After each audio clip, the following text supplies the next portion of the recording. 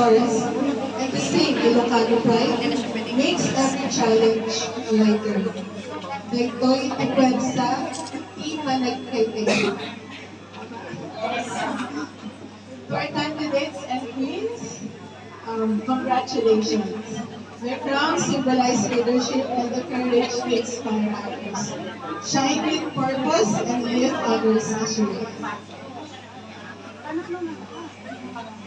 Officers and members, thank you for your dedication. Your teamwork keeps this association alive and thriving.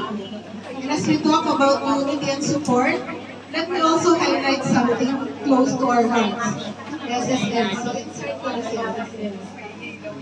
Just like this association, SSS exists to protect and uplift Filipino workers, whether it's sickness, maternity, disability, unemployment, retirement, or even savings and investment programs. SSS is here to make sure you are never alone.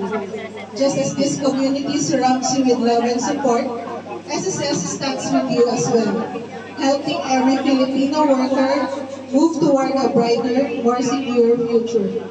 SSS is not merely about paying contributions.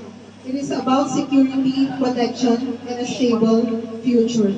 So I hope po lahat dito ba naka-SSS na? Yes! Active po ba? Yung nagtanong? Yes. So hopefully after this, Madam President, lahat ng members namin, ipa-reactivate na.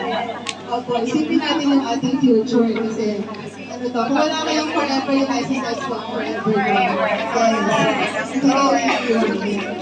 So today, as we celebrate this anniversary in our queens, let us also celebrate the strength of a community that chooses unity, chooses purpose, and chooses to care for one another. Congratulations to everyone, and mabuhay sa Limit Pilawag City Association of Hong Kong.